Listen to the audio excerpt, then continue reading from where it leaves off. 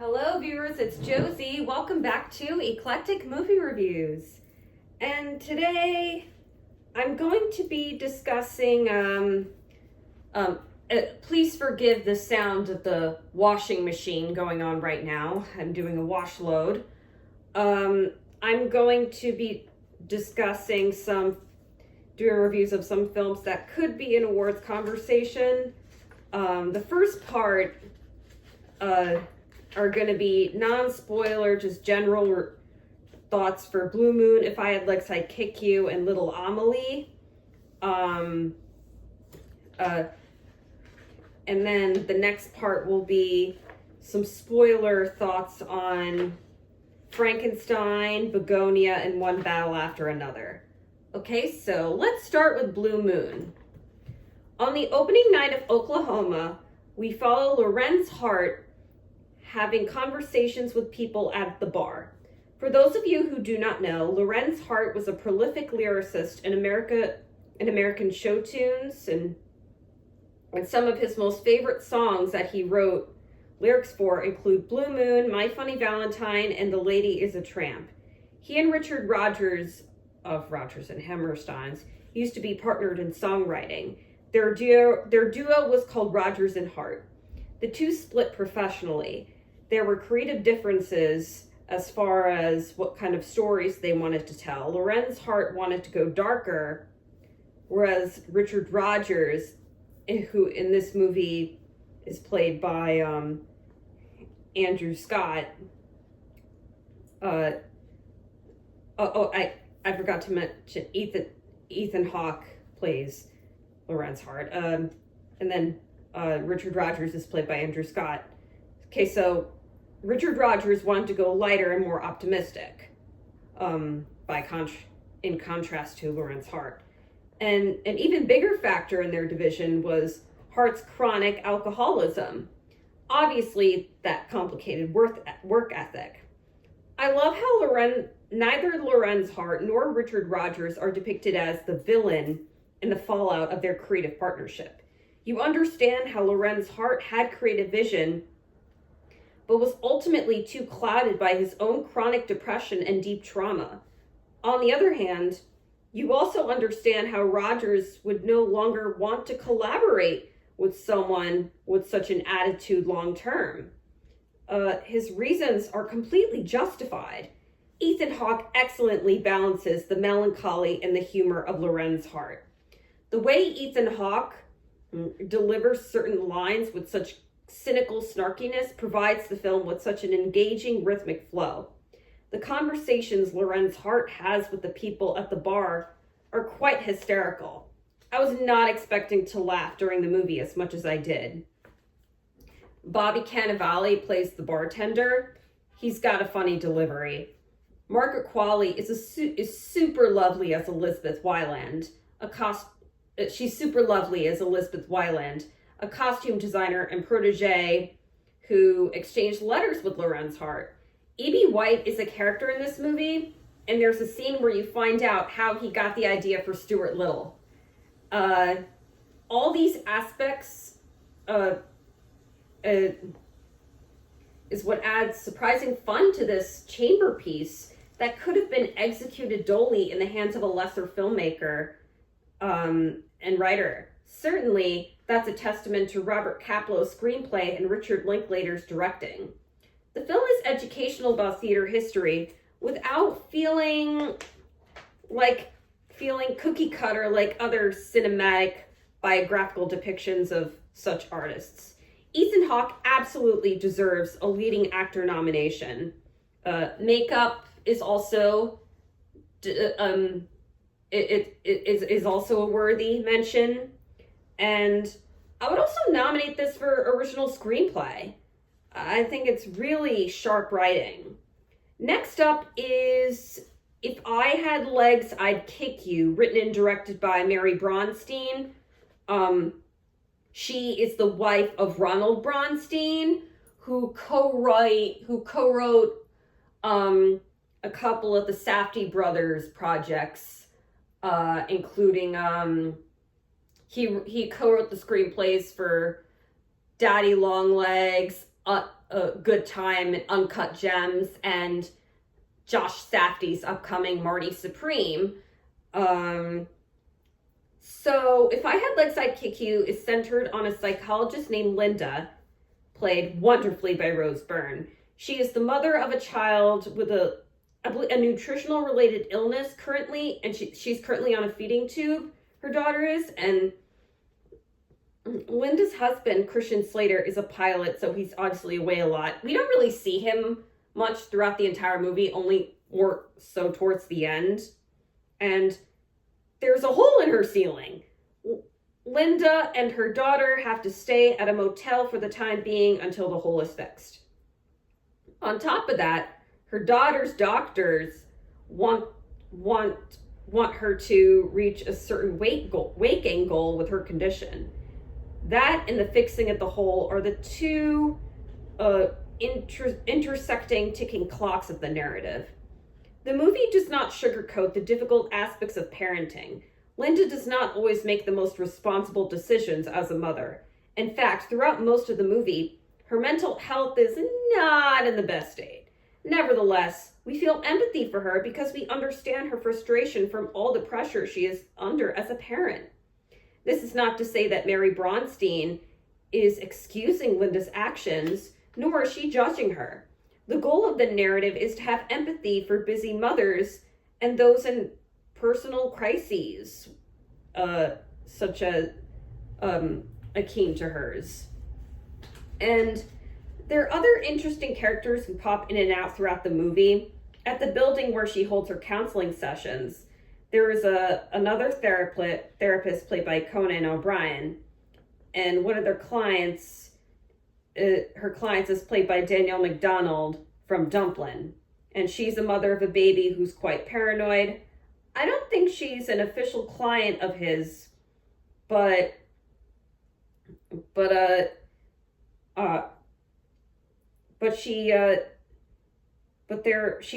I'm talking about Rose Byrne. She drops into Conan O'Brien's office in moments where she can't hold it together.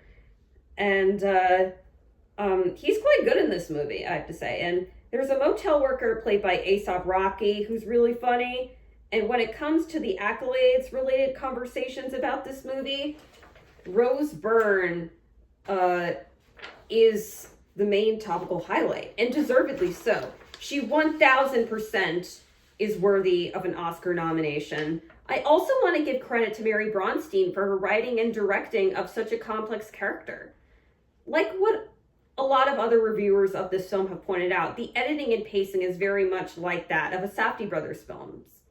In the hands of a lesser filmmaker, such a topic could have been executed so melodramatically, but there's quite a lot of dark humor. The balance of humor, sadness, and anxiety-fueled tension makes the film feel like a roller coaster in a way that it otherwise wouldn't have had it been presented more as a cliche Lifetime melodrama, if that makes sense.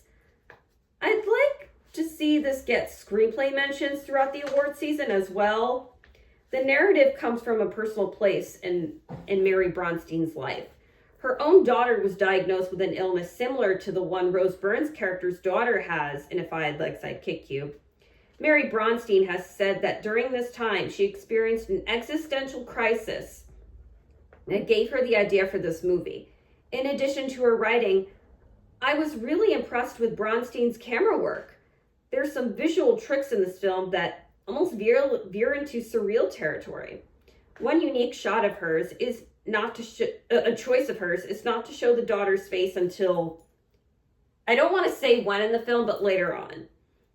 There are also shots of the hole in the house and connections to the hole in the house that reveal a lot about Linda's psychological state.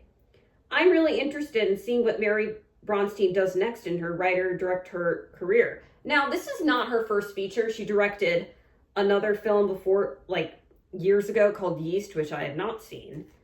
Anyway, so that's If I Had Legs, I'd Kick You. Let's move on to Little Amelie. This movie is such a delight. Set in the late 1960s, the narrative follows a 2-year-old girl named Amelie and her Belgian family living in Japan. When the story begins, Amelie describes herself as God in the narration deciding to become human. This comes from the Japanese belief that children are basically gods before their third birthday. She has two loving parents named Patrick and Danielle. Her dad, I believe, is some sort of like political ambassador, and she has two older siblings named Andre and Juliet. Of course, they're playfully wild in the normal way kids can be at that age. Amelie is sort of at odds with her brother Andre, and the family has a housekeeper named Nishio-san, and Nishio-san becomes a mentor figure to Amelie, and through spending time with her, Amelie discovers the magical wonders of the world around her. She develops an appreciation for nature and Japanese language. The animation is so vibrantly transportive, it almost feels tactile like a pop-up children's book. This helps the audience feel Amelie's sensory development. There are also obstacles Amelie faces as she learns about life's harsh inevitabilities, concepts such as death, grief, moving on, etc. However, these themes are not delivered in a ham-fisted way. Such life lessons are not over-explained, but rather communicated through gesture and action. This movie is just as much of a family ensemble narrative as it is Amelie's coming-of-age story, because everyone has growing up to do. Her parents, who really love each other, get closer with themselves and the kids. Amelie gets closer to her family. Little Amelie is not just a narrative that explores what it's like to interact with the world with a playful, childlike imagination. It's also a story about what it means to be a human being. I've yet to see Arco in Zootopia 2, but as of now, this would be my personal winner for the Best Animated Feature Oscar. Additionally, as of today, it would probably be my personal winner for adapted screenplay. It is based on a novel called The Character of Rain. Now I'm going to give some spoiler thoughts on Bugonia, Frankenstein, and One Battle After Another. So if you haven't seen either of those three films, I would suggest tapping out temporarily and then coming back another time.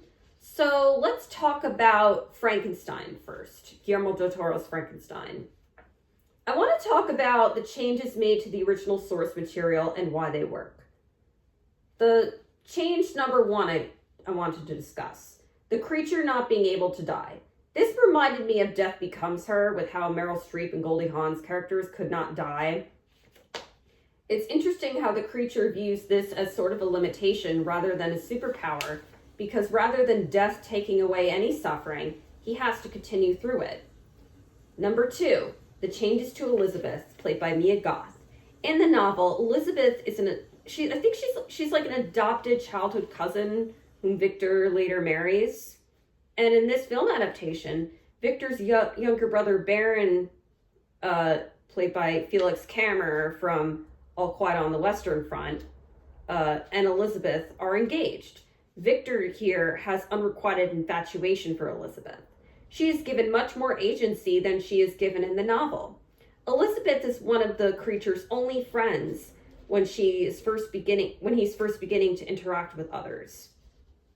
She even calls Victor out on his bullshit when it comes to the abandonment of his creation. She represents pure kindness. Some have argued that Mia Goth was miscast as Elizabeth, and she's known for playing wild and prickly psycho women like Pearl, so they don't associate her with such loveliness with her. I personally like that we get to see a different side to Mia Goth. Elizabeth because, you know, it shows her versatility. And, you know, like I said, she educates the creature on the sublime beauty of life. And then change number three that I liked was the creature given an extra chance to demonstrate kindness. A scene from the novel that always resonated with me was when he hid behind the wall and served a family food and clothing. It always warmed my heart, knowing the creature's uncompleted capacity for kindness was what made his death in the novel all the more upsetting at the time when I read it. And although we ultimately don't know the creature's fate at the end, I love how he gets another chance at demonstrating generosity by pushing the ship out of the ice. And let's talk about Jacob Elordi here. Jacob Elordi is fantastic. A lot has been said already about how much empathy he makes you feel for the creature. I think a part of why is because Elordi brings a moodiness to the character. He has a perceptiveness and a gradual practicality. At the end of the day, what the creature wants most of all is acceptance and community. Elordi understands this and makes this clear both verbally and non-verbally, and that's why he's very much deserving of a Best Supporting Actor nomination. Now let's talk about Bugonia. So let's talk about its take on conspiracy theories. Some critics have implied that it was narratively irresponsible of Lanthimos to have Emma Stone's character turn out to be an alien the whole time. And I don't think that Yorgos Lanthimos and Will Tracy are trying to say that conspiracy theorists have been right all along and we should listen to them. Regardless of whether or not Teddy, played amazingly by Jesse Plemons, is right in all of this, he still engages in dangerous behavior. Teddy's indoctrination of his neurodivergent cousin Don, played wonderfully by Aidan Delbus, with conspiracies is arguably a form of abuse. Now let's talk about Aidan Delbus and do a little FYC for him. As a woman on the autism spectrum, I love seeing autism representation from actual autistic actors, of course. Don is perhaps the most sympathetic and tragic character in the narrative. He's fantastic. He brings so much authentic emotion to this character. I believe he was in high school when this was filmed. Had it not been for Teddy, Don certainly wouldn't have gotten involved in the kidnapping of Michelle. When he shot himself, it caught my brother and I off guard.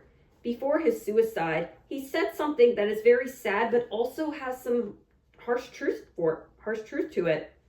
When Emma Stone's character tells him in the basement that there is something out there for him outside of being a conspiracy theorist with Teddy, he replies that there isn't anything out there for him. Sadly, in many parts of the United States, those in charge act like people with special needs just disappear after they graduate from high school or college. And it's interesting, when my brother and I left our screening, he said that if the Oscars care about diversity and representation, then Aidan Delbus would be a worthy nomination. Most of all, he's the emotional heart of the story. And I want to talk about why the ending is arguably optimistic. Now, obviously, I do not want to die right now, but nevertheless, Emma Stone's character makes a compelling case for human beings to go extinct. Time after time, there's been unresolved conflict after conflict, and the planet is getting destroyed. There is something to be said about Mother Nature having an opportunity to heal. Seeing the people around the world dead on the ground was so darkly funny. The needle drop of the song, "Where Have All the Flowers Gone," was so fitting. That final shot at the bee on the flower was beautiful. A representation of sort of rebirth. So, yeah, those are some of my thoughts on Bugonia. Now let's finish off with what is, as of now, the Best Picture frontrunner in One Battle After Another. The masterpiece One Battle After Another, written and directed by Paul Thomas Anderson, loosely based on Vineland by Thomas Pynchon. Let's talk about why Willa is a great role model for teen girls. She's independent, she's in good academic standing, and is involved with unique extracurriculars like martial arts with Sensei Sergio, played by Benicio del Toro. She's a fighter and a survivor. She speaks up for herself. What an outstanding debut film performance from Chase Infinity. I can't wait to see her in more films in the future. Now, let's talk about Willa's parentage. Although it doesn't matter, a case can be made for Lockjaw, Stephen J. Lockjaw, played by Sean Penn, not actually being Willa's biological father. Now, I don't take half-star reviews of movies that are generally critically acclaimed seriously, but there was a half-star review of One Battle After Another with some interesting information. Let me read what Mr. Darkhall, that was his letterbox name, has written. This has got to be the worst depiction of GNA gel electrophoresis I have ever seen in a movie. Every step along the way is just wrong. For starters, Lockjaw doesn't perform any PCR cycles. Without cycles, the PCR primers cannot attach to ssDNA and replicate the target region, so the only thing that the test would show you is that everyone has chromosomes of various sizes. Secondly, DNA gel electrophoresis functions on the basis of using a flowing current to pull charged strands of dsNA produced by PCR amplification through a gel matrix. The strands of amplified sample DNA are acted only on friction as they are pulled through the matrix. The shorter strand, the faster they move through the gel. This means that over time we can see clean band arrangements from where DNA of the same length travels the same distance over the same time because they move at the same speed. Thirdly, Lockjaw's sterile technique is terrible. PCR is prepared in a clean room, in a controlled environment hood, and he's not even changing his pipette tips. It's very likely any positive results he gets could be the result of cross-contamination. Hell, the lines we see in the gel could be from bacteria, DNA, viruses, or even just airborne particles from the weed packaging process. Sloppy technique. Now look, it's entirely plausible. I know that was like a whole other language. It is entirely plausible that Willa, being Lockjaw's daughter, is a sadomasochistic sexual fantasy in his mind. In other words, the idea of impregnating a sexy black woman like Perfidia made him feel powerful. Like, oh yeah, that's my seed. At the end of the day, it doesn't matter who Willa's biological father is, because Ghetto Pat / Bob Ferguson is the one who loves and raises her. Nevertheless, this was an interesting case. I want to briefly touch on the Christmas Adventurers Club. It's funny, me and my friends joke about who would be a part of the Christmas Adventurers Club, like what other movie villains. Like, I asked this question on the Next Best Picture podcast, and through their fan questions, and somebody said the mayor from Jaws. And then one day my friend and I were watching The Night of the Hunter, and my friend was saying that Robert Mitchum's character would be in there. It's funny. And then I asked if on another podcast if Mark Ruffalo's character from Poor Things would be part of it, and then they said he wouldn't get in, and then he'd start his own, and it would suck. Okay, let's talk about what one battle after another has to say about making a change in the world. In Perfidia Beverly Hills' own words in her love letter, the French 75 failed. Their biggest downfall was getting too carried away with violent tactics. It's interesting how, even while the French 75 was in their quote-unquote prime, Deandra, played by Regina Hall, had skepticism of Perfidia's tactics. Obviously, she's more nurturing and motherly to Willa than Perfidia was, as she abandoned her daughter. The chaotic extremism of the French 75 is, in a way, sort of juxtaposed with the free-flowing nature of Sergio St. Carlos, played wonderfully by Benicio del Toro. The biggest difference between the two is the foundations of their intentions. Perfidia's tough girl leadership persona was a mask for her fear of powerlessness. William Bibiani on the critically acclaimed podcast in their review asserted that Perfidia was intensely addicted to sex. Now, I don't think it's that assertion is entirely wrong. I wouldn't call her a sex addict per se. She was addicted to the explosivity that came in the chases and battles of the French 75, and that rush, if you will, also stimulated sexual arousal. Such revolutionary action gave Perfidia a temporary high in life meaning that she would continue to chase, but nothing was ever good enough to take away from her fear of powerlessness. Lockjaw's downfall also comes from fear of powerlessness. In this case, he has a fear of being less powerful than a woman like Perfidia. He's intimidated by her.